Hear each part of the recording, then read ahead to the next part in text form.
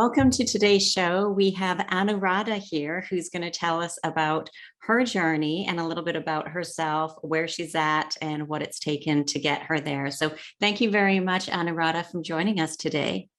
Yeah, absolutely. Thank you, Sally.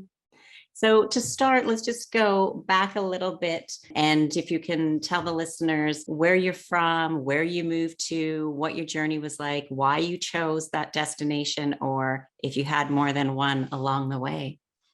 Yeah, absolutely. Well, I do want to name that my family immigrated from South India to the U.S. in the 70s during the so-called brain drain. Okay. They were at the age to come to the US, and then they studied computer science and became programmers with Honeywell and IBM. So I was raised and born and grew up in mostly Arizona of the US, and we spent a few years in California as well when they worked at the Santa Teresa labs there in San Jose. Okay.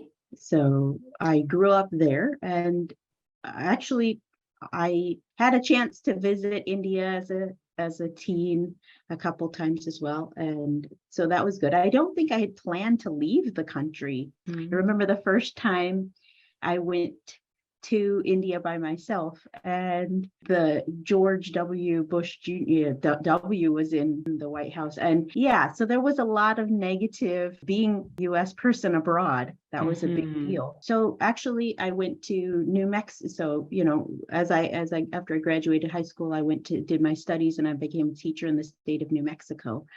And after I finished my master's work, I put teaching on hold, and I wanted to do a PhD. And one of the programs I looked at was here in the UK. And when I came over, so there was 4 programs I looked at. This is the one I had decided on, and I got my student visa and came over. And the plan was to do my degree. It was, instead of a traditional PhD in the US, which could take 5 to 7 years, this was meant you should be able to finish between 3 and 5 years. If you're a full-time student, you could finish it in 3 years. So I was thinking, okay, I'll stay in the UK.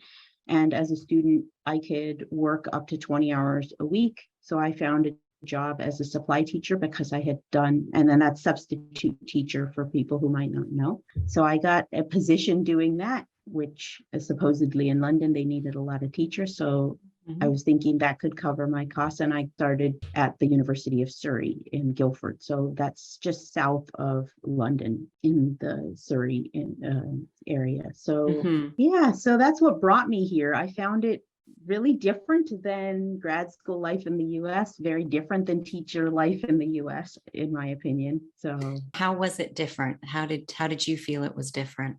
Yeah, there was so many things. So I taught in a low-income school district, Los Lunas High School, outside of Albuquerque, New Mexico. That was the longest teaching place I had taught. To give you an idea of the situation, I didn't have a classroom. I had a cart, and there was a couple of us who were in that situation. They just didn't have enough classrooms. So we would roam from classroom to classroom during other teachers' prep periods. We could use their classroom to teach. So it was kind of an overflow situation. Wow. A lot of the other teachers had cherry picked the better student, quote unquote, better student. So it was a very different situation. A lot of people thought I was the students. It's a low socioeconomic status, a fairly high group of Hispanic students. So I looked brown to them. So the assumption was, I would be a native Spanish speaker. And I was like, no, my people came from a different part of the world.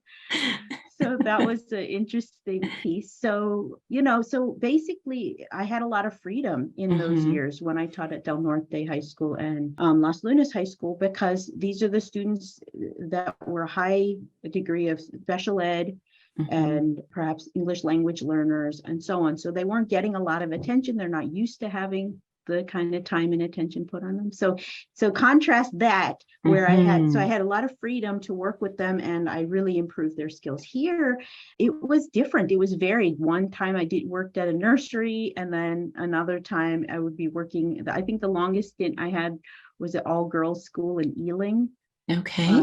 which is north or west London. So that was interesting. I've never taught in an all-girls school. I think a couple of the classes, the younger students were the middle schoolers, I want to say seventh or eighth grade, were very interested, but I wasn't teaching chemistry, biology, and science. I was teaching whatever subjects they were giving me. So that was very different perspective. And I would say I wasn't used to working in an inner city school like that.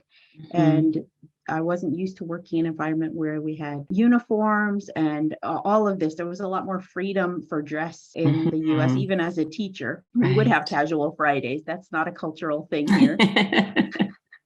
Casual Fridays does not exist in the UK. No, I don't think so. It's not not in the schools anyway. Yeah, exactly. Yeah. Well, at least at the time, maybe it's changed. But yeah, so that it was very different. Here in the US, it seems to be like there's supposed to be a lot of quote unquote school spirit. So you're wearing school colors. There's fun dress up days, like, you know, wear your pajamas to school day or whatever. You know, you have days like that, Spirit Week. I didn't feel like that sense going on there. Maybe there was, and I just wasn't there long enough. You know, I am a supply teacher, so coming in for a couple of days here and there is not the same as getting to know the students for a long period of time. So I found it different.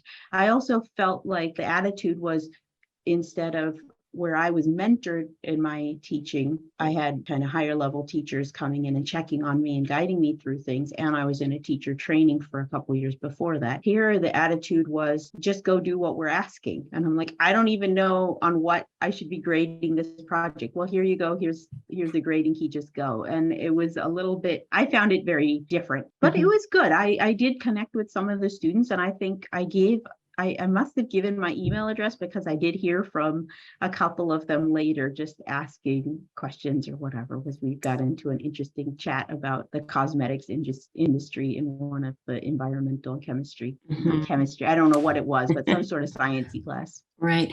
And so how was that transition? So you went to be a student, so you went over with student visa.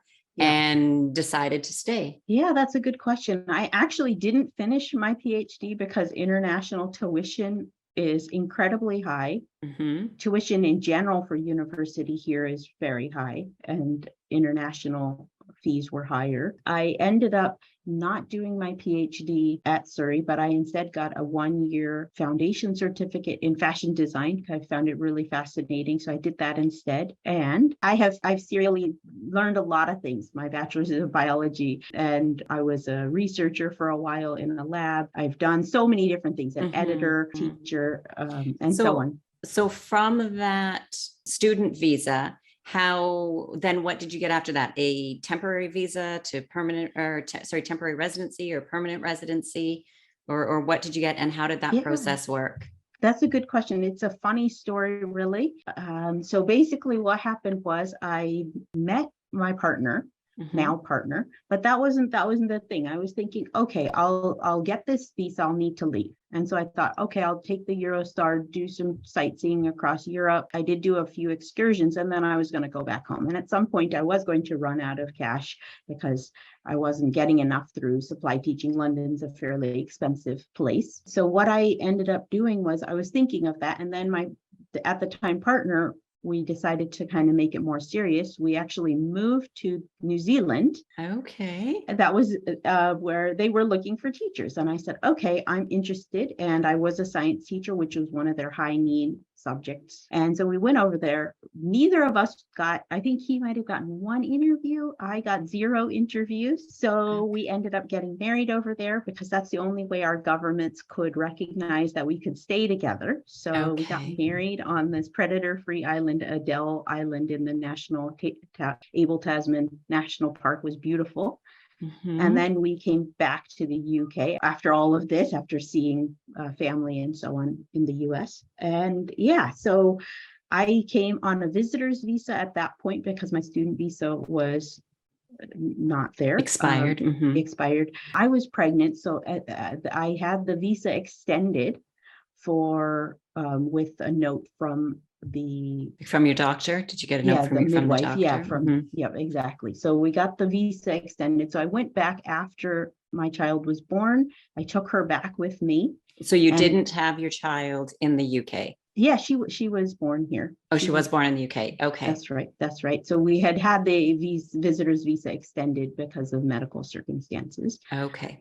Because I would have been right after the cutoff for when you should be able to fly. So yeah, that was a very interesting situation. And then I went there for about 3 months, and that's where I got my visa status changed to definite leave to remain. So I came back on that visa. What the first step is? It's usually a temporary residency.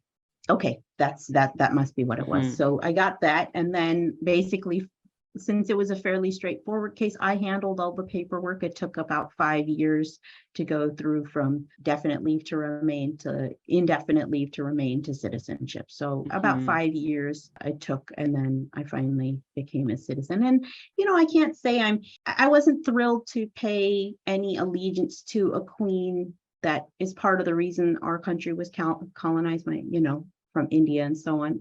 I had feelings about that, but I wanted the three of us to be able to stay together. And that's not possible for us pretty much anywhere in the world. My daughter and I can stay together easily, but without my citizenship, then I can't stay in the same place my husband can, and he can't work where if I could live in the US, he couldn't work there. I mean, we're just running into problems. Right. And is he a UK citizen, like born and raised in the UK? That's right. Yeah, he is. Okay. And so have you kept your dual citizenship, or did you renounce your US citizenship? For the time being, I've maintained both, and so has my child. My parents still live in the US, so there are reasons to keep it alive for the moment. Right. Well, even with a UK passport, you can still visit the United States quite easily. Just for tax purposes and things like that. Not everybody does, but some people do decide to renounce their US citizenship because they get taxed on their worldwide income if you're a US citizen. So some people don't like that. I can understand. And I'm sure you can. So that's just why I was curious about that. So from beginning of your temporary residency until your citizenship, took you said about 5 years. And that's generally pretty quick. And I'm assuming that's because you were married and had a baby. And so that probably made it a bit quicker, because I think most times it's usually closer to the 7 to 10 year mark. If say I just wanted to go, then I have to have temporary for so long, permanent for so long. And then they make it long. They want to make sure people are gonna stay. So that's great that you have that now. And did you find that there was any major kind of cultural differences? I mean, I know you lived in a few places in the United States. You stayed briefly in New Zealand and then went back and settled in the UK. Was there any type of adjustments with that? Or are they all fairly similar things to deal with and kind of same advantages and disadvantages? So vast, and we don't have all day, so I'll try to summarize to the salient points of what's on my mind. Yeah, I think every place has its own beauty, its own people. I found one of the bigger cultural differences between the US and here is this culture of so where you're being silly or smiling a lot in the US, like if you do that here, I think people see you as probably vapid American, and not in a good way. I think there is an attitude of that. There's a lot more closed off culture. I have found it particularly difficult, and I'm in a number of other US folks that live in the UK types of groups. And yeah, there's a culture of maybe not as accepting and so on. My in-laws, my partner has two, like both parents split up and remarried. So all of my in-laws are white. And I will say there's a racial component of, we don't have the level of conversation we have outside of a US context. And that's global. We're not bringing social justice issues in the same way. So if we're talking about transphobia, homophobia, racism, it is higher, even though it's not in a great state in some ways with the level of intolerance and injustice. It's worse.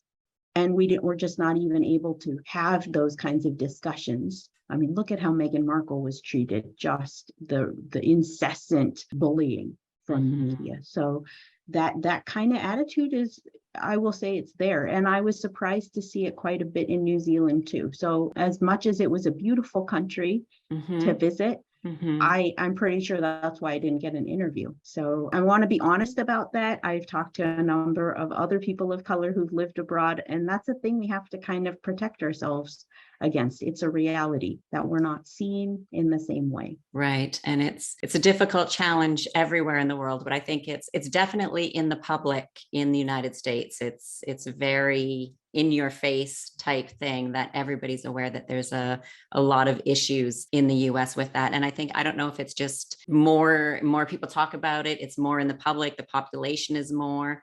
And so we hear about it more, or it's just because I'm from Canada, so I still hear a lot of news from the US. So I wasn't sure if I just thought maybe I just hear it more because I still on my phone and stuff have news and things that pop up, and it's North American based because I still have family ties and everything based there. And it definitely is a problem around the world, but I didn't realize it was just as bad or worse in the UK, but I don't really follow much that goes on in the UK. So it's interesting to know.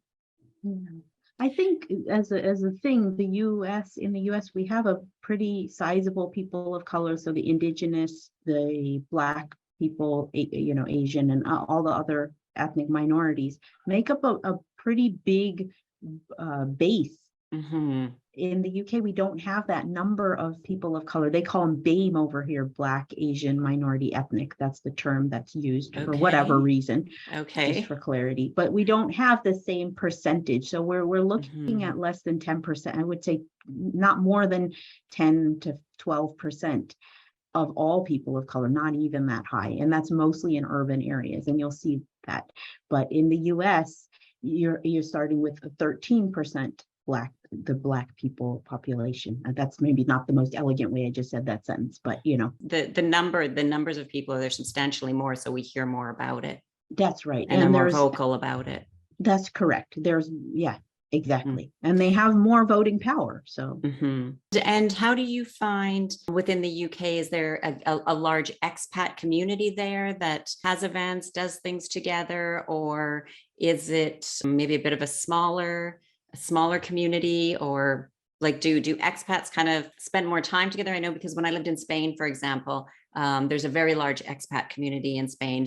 Barcelona was very international, and there was always events going on and organizations hosting events and things for expats that are living there, whether it's fully residents, temporary resident, citizen, or just visitors that are there for their 3 months or student visa for a year. And there was always stuff going on in Barcelona for I don't want to say non-Spanish people, but there was mostly targeted for non-Spanish groups. But of course, some of the Spanish could join at any time.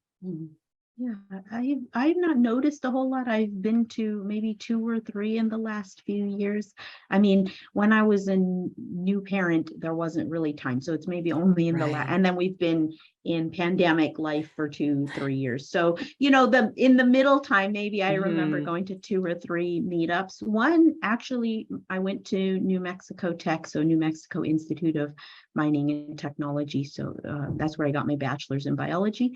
They had enough of a interest of expats who graduated alumni meetup here. So that was kind of fun to meet. Nobody was from my graduating class or anything, but yeah, there was a few people here. So that was kind of cool. And there's been a couple other meetups, but I don't think they're as frequent and so on.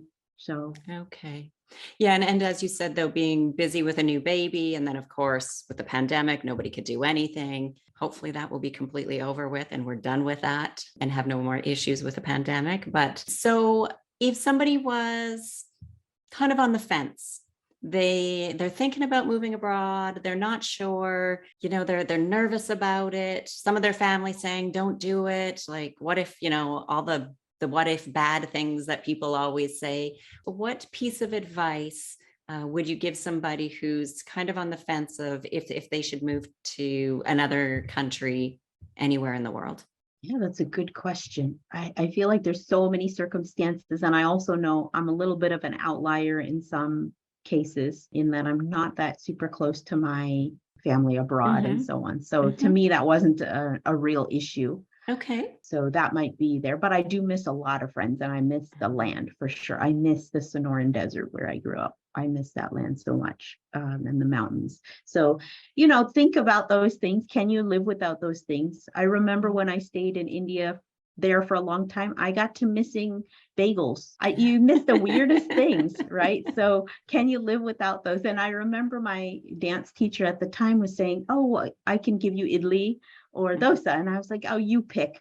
I really want a bagel. I'm not going to get a bagel, so I'll let you pick." So, so can you live without those kinds of things? Not just the heart's homesickness. Maybe some people will feel that, or missing certain people or relationships. I've only gotten to see my family 2 or 3 times in the last few years because of pandemic and all the other circumstances going on. So, it's like you're missing gaps of people's lives or so on.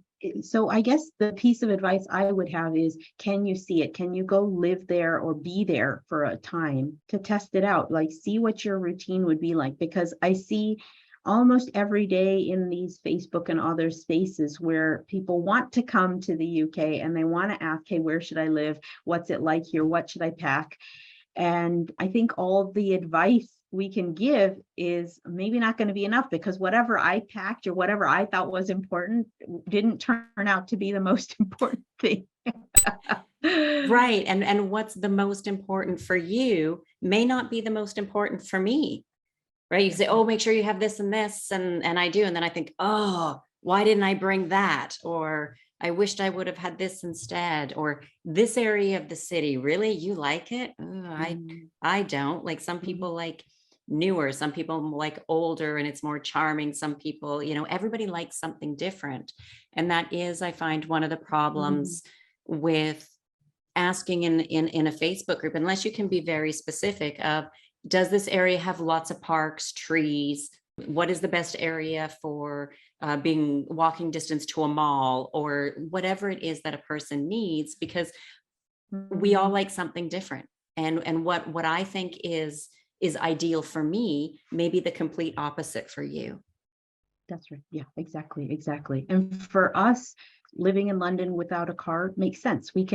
I've been car free since I moved here. I thought I would just do it 6 months and I can live like that. It's more inconvenient in more rural places in the UK, but we managed. I can unschool my child here. So it's home education. I was a teacher, so I feel comfortable doing that. There's provisions for that in this country. Although the legislation is changing around that, just so people are aware. So it depends. I can be an online business owner here, so it means I can travel if needed and still have the right to work here, which you'll need if you want to do that. Right. So those are all things that I think are pluses for my perspective. Right. And I agree. It really comes down to a number of questions of what somebody wants and what's negotiable and non-negotiables for them. So exactly. That's right. So overall, for you, what is the best thing that you like about living in the UK? I think my favorite thing is my family. That what I decided a long time ago, despite there's times I still feel homesickness, and talking about this is certainly a thing. Makes you want to plan a trip back home just for a little visit, just a little visit. Possibly. Yeah.